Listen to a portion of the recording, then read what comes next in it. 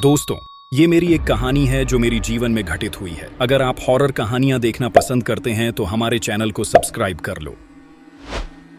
मुझे कभी नहीं लगा था कि एक साधारण रूममेट मेरी जिंदगी को किसी भयानक बुरे सपने में बदल देगा।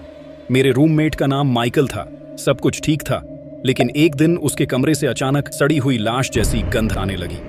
गंध इतनी तेज कि जैसे कोई पुरानी लाश दीवारों के अंदर फंसी हो। मैंने उससे कहा, माइकल, तेरे कमरे में कुछ बहुत बुरा सड़ रहा है। वह गुस्से में चिल्लाया, तेरी नाक सड़ी हुई है, मेरे कमरे में कुछ नहीं है, और धड़ाम से दरवाजा बंद कर दिया। उसके बाद उसका व्यवहार अजीब होता चला गया। रात के ठीक 3 बजे उसके कमरे से किसी से बात करने की आवाज आने लगी, लेकिन वह अकेला था। मैंने दीवार से कान लगाया और वो कह रहा था, तुम देवी से भी खूबसूरत हो, बस कहो, मैं तुम्हारे लिए सब करूंगा। मेरी रूह कांप गई। एक रात चीखें आई। मैंने डरते डरते दरवाजा खटखटाया। अंदर से उसकी आवाज आई, मुझे अकेला छोड़ दो स्टीव, जैसे मैंने तुम्हें अकेला छोड़ा था जब तुम अपनी गर्लफ्रेंड के साथ थे। लेकिन मेरी गर्लफ्रेंड तो थी ही नहीं।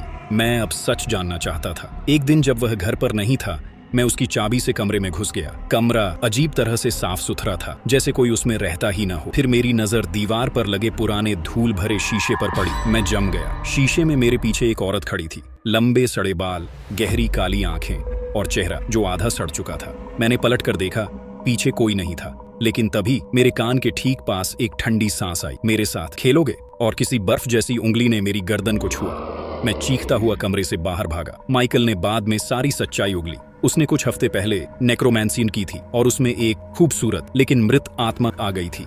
नाम कैसेंड्रा। उसने उसे कभी वापस नहीं भेजा, बल्कि अपने कमरे में ही रहने दिया। जब उसने मुझे दिखाने के लिए उसका नाम लिया, कैसेंड्रा, तुरंत छत से किसी के चलने की आवाज आई। मेरे बाल किसी के बालों से छू गए और पूरे कमरे में वही सड़ी हुई लाश वाली बदबू फैल गई। मैं भाग गया। कुछ दिनों बाद माइकल अपने कमरे में मरा हुआ मिला। उसका शरीर 2 गुना सूजा था, जैसे उसके अंदर कोई और भी भरा हो। पोस्टमार्टम में उसके शरीर से काला सड़ा हुआ खून निकला, जिसका कोई स्रोत, कोई पहचान नहीं मिली। माइकल की मौत के बाद मैं महीने तक डरा रहा। फिर धीरे धीरे जिंदगी सामान्य होने लगी और इसी समय मेरी नई गर्लफ्रेंड मेरी जिंदगी में आई। शुरू में वह बिल्कुल सामान्य थी, लेकिन फिर एक दिन उसने मेरे कान में फुसफुसाया, मैं तुम्हारे साथ एक होना चाहती हूँ। ठीक वही लहजा, वही धीमी आवाज जो मैंने माइकल के कमरे में सुनी। अब तो उसका शरीर भी ठंडा रहता है और हर बार गले लगते वक्त मुझे उसके बालों में से वही सड़ांध वाली बदबू आती है। कल रात जब उसने मुझे कसकर पकड़ा, उसकी पकड़ इतनी जोरदार थी जैसे वो मुझे छोड़ना ही नहीं चाहती, और उसके होठों से वही शब्द निकले, हम हमेशा के लिए एक हो जाए।